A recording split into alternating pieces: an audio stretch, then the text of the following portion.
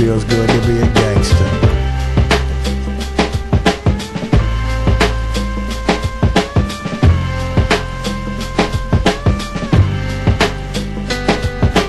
Damn, it feels good to be a gangster.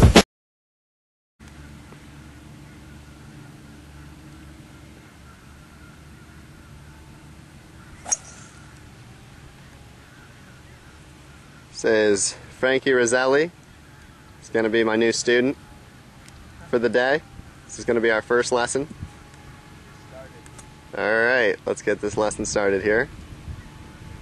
Let's see his swing first. Alright, that was a little push there, Frankie. Yeah, hit that right. How'd that shot feel? I think I got a little ahead of it. Yeah? What do you think?